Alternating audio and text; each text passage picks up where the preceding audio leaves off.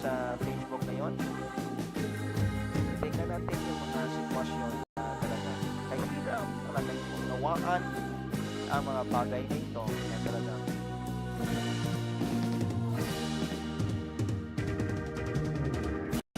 alright. Ito, sa ibibigay naman ito.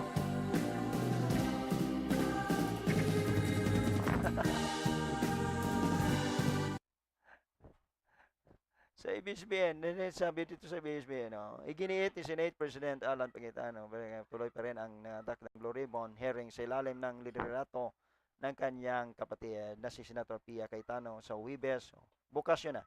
Tinuligsan naman ito ng bagong talagang Blue Ribbon chair na si Erwin Tolfo na nakatakda ng pagdinig ng Lunes.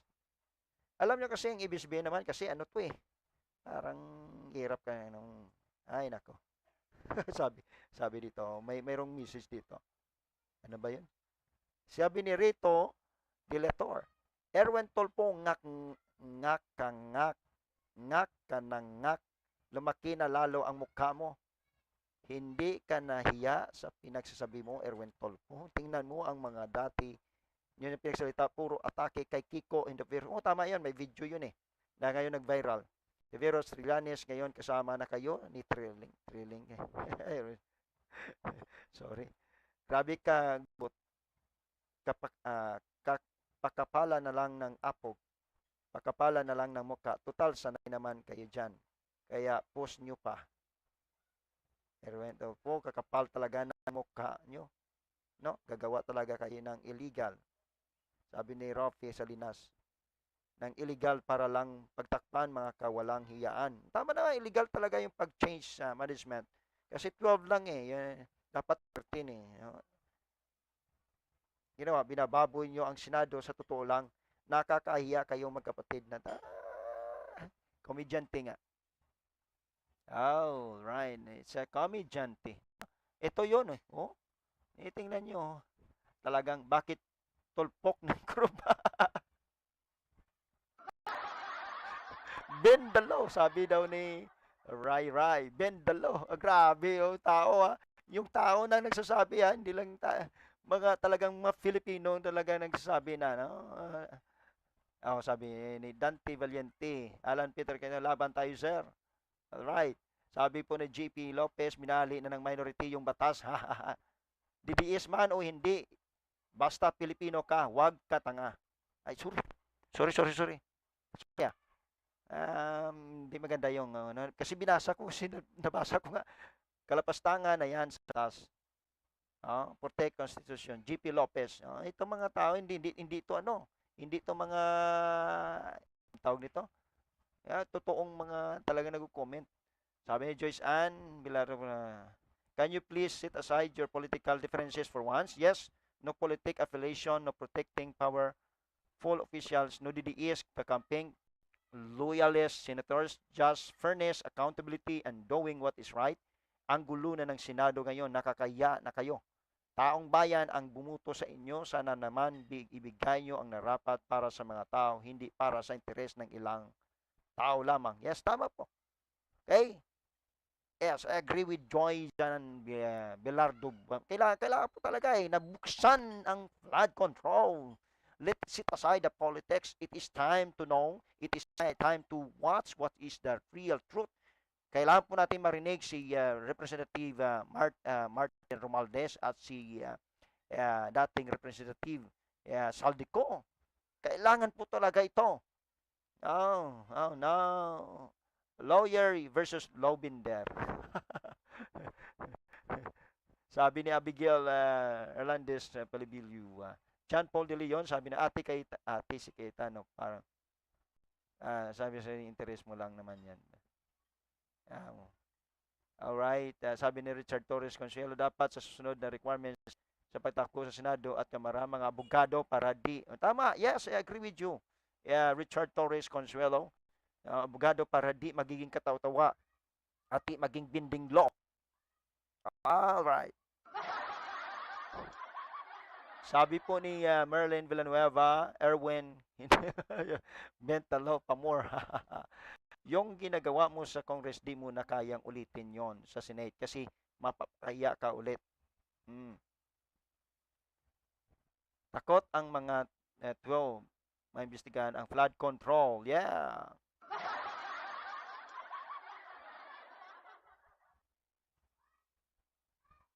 Alright, yung ginawa mo sa Congress, di mo na kayang ulitin. Dito ba? Saan ba? GC Olaguer Raminto, attack ng attack si Bendalo. Halatang takot na mabanggit sa investigasyon. Actually, 90% ng comment dito ay talagang hindi hindi nyo ba nakikita yung mga sitwasyon ngayon? Almost the Filipinos, yung mga nagsasabi dito, mga 5%, 5% to, ay ano yun, lahat yun, mga uh, mostly talagang, mahirap sabihin, pero that's realidad po talaga. So, kailangan po talaga na buksan yung flood control. Kahit yung pong impeachment, well, do it. O talagang may katotohanan na hiyayag, dito po natin makikita ang tunay na katotohanan. Okay, God bless po, Senator Alan Cayetano and supporters. God bless Alan. May naiyak naman ang DDS. I support the majority laban Senator Alan Cayetano. Sure, Cayetano, if you live ka na lang. Bakit June 8? Para makapalan pa ang takip. June 8? Excuse me. June 8 kasi ito nakita nyo. Ang sabi kasi dito ni Bendalo, sa June 8 ang resume ng Blue Ribbon Committee hearing kasi kailangan po nila preparasyon hindi biro to Alam niyo kasi ang katotohanan, ang truth, hindi po yun po, hindi pagtatakpan-takpan lang. Dito yun sabi niya that's illegal na yung kaniyang June 4 daw. Tingnan natin bukas kung papasukin sila o hindi. Sabi nga ni Senator Alan Cayetano, let's see what will happen. Kasi bukas daw tuloy ang Blue Ribbon Hearing Committee bukas. Kaya kailangan po natin kailangan po natin bukas po ay magkaroon po tayo ng live streaming dito. Katulad dito, we will connect the Facebook. Ano po ang nangyayari po sa storya po ng buhay ngayon sa Senado at sa Blue Ribbon Committee. Kasi ang para sa akin, sabi nga, set aside ang politics. Let us see whatever you are, who you are, or sino po ang kayong talagang dinipisan. Kaya po ay tingnan po natin ang katotohanan. Kasi gusto ko po, kung ako naman po as a Filipino, gusto ko po marinig si Representative Martin Romualdez as a former Representative Saldico. I want to hear them at dito po talaga talagang magkakaroon ng sadyagine ko sa Ilonggo pa. Sadyagine! Oh, wow! I'm so excited tomorrow to live stream bukas at manunood tayo. Bigyan po natin, ilang kape kaya ang ating gagawin dito, ilang taasang kape ang ating iinumin sa flood control na bukas. I'm so very excited. Kahit po kung karoon po ng impeachment, I'm very excited to hear what will happen po talaga. Kasi we want to see, we want to learn, kailangan po ihayag ang katotohanan kung ano ba talaga ang nangyayari. Ngayon na ang panahon na lahat po ibuking ang lahat ng mga politikong ito, right, na wag silang magtago sa kanilang mga maskara, napapapugi-pugi lamang at pagandang-gandang salita lamang. Ito po ang panahon na kailangan pong ating suportahan bukas ang Blue Ribbon Committee. Suportahan po natin bukas. Pero sabi nga ni Senator Alan Cayetano, maliban lang kung hindi sila papasukin daw sa Senate. Pero bukas daw, kasi nga sabi ni Bendalo, June 8 sila Kasi maghanap pa yan ng mga ebidensya para ipagtakip po sa kanilang mga wala pong sinasanto ngayon. Lahat po ng senador kailangan po talang buksan. Ilan bang natanggap nila? Ilan bang let us lay down everything po. Kung si Jinggoy po, Senador Jinggoy na kailangan mayroon siyang panagutan, yes, so be it. Okay, si Senador Escudero, bakit biglang lumipat? Halata. Natakot ba siyang makulong? At alam naman po natin na si Senador Escudero ay may isang issue din sa kanya yan eh. Lahat naman po sila, kahit po si Senator Tito Soto, mayroong issue din. Lahat po sila, kahit si Bindalo, mayroon po silang issue. So, kailangan po nilang magkaroon po ng pangtakip butas para hindi lang po ang kung sa Kongreso, kahit po yung senators natin, alright, ibuksan ang kanila pong mga pundo, buksan po lahat kung mayroon pa. Okay? Kung mayroon talaga. Kasi lahat halos po talaga sila eh. Hindi po mawala yung corruption, hindi po mawala ang mga ganitong sitwasyon. Kung hindi po natin ihagbukas, kung hindi po natin masuportahan ito, hindi po mawala ang corruption sa politics, hindi po mawala ang ganitong sistema, kailangan po para matakot sila. Kaya po sana po matuloy ito. Anong dapat po dapat para po ang totohanan ay siya pong magayag. Ako po ayaw ko mag-judgment muna ngayon. Although alam po natin, lahat naman po tayo mayroon pong speculation. Masabi-sabi kasi yun sa post sa Facebook, sa YouTube, sa Instagram o mga viral na yan nangyayari. Pero wala pa namang napatunayan eh. So this time, I believe dito po, mapapatunayan natin bukas. Kung magsasalita na ngayon, si Martin Romualdez at saka si Saldico. Kasi si Saldico ngayon is very willing talagang he is now willing to expose what will happen the time. At saka yung A-10 Marines are now well prepared sa kanilang gagawin. Ito na. Kung mayroon man sila sa kanilang side, okay, go. Nandun naman po ang ombudsman eh. O sino bang representative ng ombudsman? Di ba? Nandun din sila lahat. Lahat po ay nandun at we're excited. Pagdibatihan nila doon. At ating po titingnan. Alam nyo kasi pag abogado ang kaharap mo, mahirapan ka talaga sa abogado. Diba? Magaling din niya maglusot, pero pag dating po sa katotohanan, pag ang abogado po ay nasa katotohanan, hindi mo basta-basta sila masisira unless kung sila ibabayaran din po. Alright. So, yan po at bukas ang kay Erwin kay Bendalo, June 8 ang kanyang presyum ng Blue Ribbon Committee hearing. At ang ibig sabihin, may dalawa na pa. I think dito ngayon kung matutuloy bukas, baka magkakaroon ng dalawa. Kaya dito sigurado po ang magpapagitna ngayon ay ang Supreme Court. So kailangan po talaga ng Supreme Court na mapagitna para po ito'y matapos ang kanilang mga ay nako. Komedyante nga naman. Ay nako. Nandigay na ako eh. Sorry Well, it's 7 o'clock ng gabi na, 7:02 p.m. Sabi ko nga, hanggang alas 7 lang ako. So, thank you po sa support at maraming salamat. Naway tayo po'y patuloy na sumuporta sa ganitong bukas.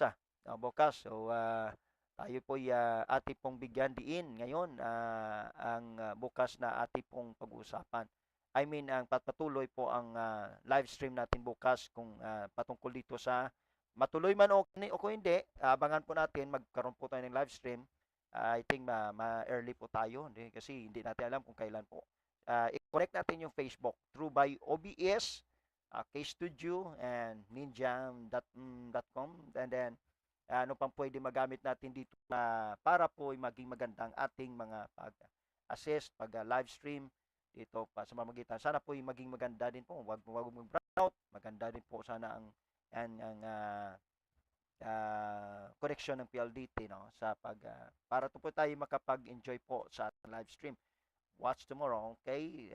Kita po tayo ulit bukas sa ating live streaming bukas, okay? Wag po nating pabayaan. Ang mata natin, itutok natin ngayon sa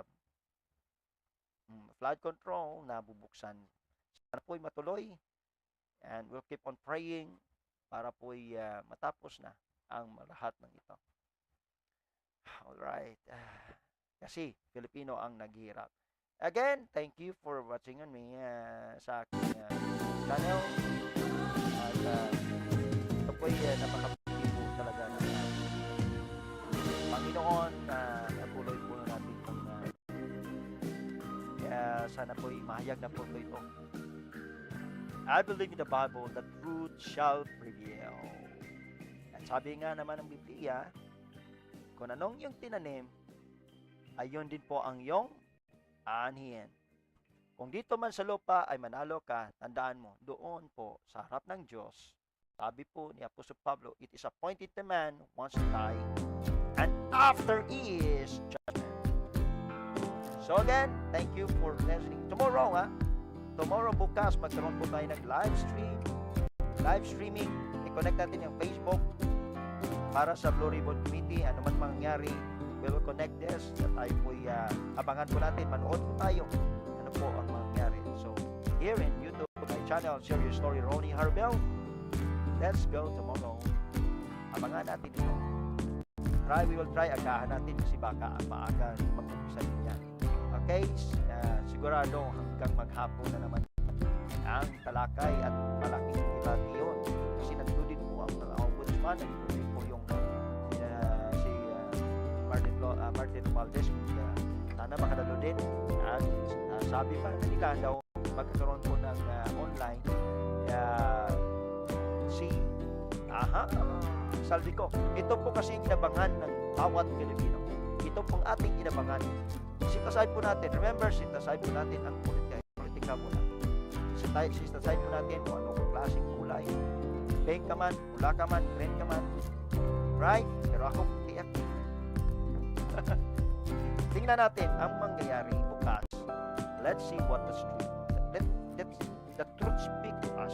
Bago po tayo. Alright? So excited ako bukas. So again, thank you for coming. See you for live streaming bukas. Aga. Okay? Bye-bye and God bless everyone. God bless po. Thank you. But please don't forget to subscribe to my channel and click the notification bell para po ay tayo po kayo matulugan ng aking panibagong upload on live streaming. Para matuloy po ninyong malaman at istorya sa buhay. Again, this is your story, Ronnie Harbel. Alright, bago po din po, huwag kalimutan mag-like at mag-comment sa comment section para po alam ko and I may know who are really supporting my channel. And if you have a channel, then I'm gonna support you too, 100%. Okay, so don't forget again, bago makalimutan, ang aking member pala, no? Kung paki-subscribe po kay Ma'am Marvic Flores and Ma'am Collie QC, my co-members. Okay? So, thank you and God bless you all in the name of Jesus Christ. Sana po ito'y matapos na po ang problema ng Pilipinas kasi matindi na po ang hirap ng buhay nating mga Pilipino. Kailangan na po ang mga buhaya ay katayin. God bless you all.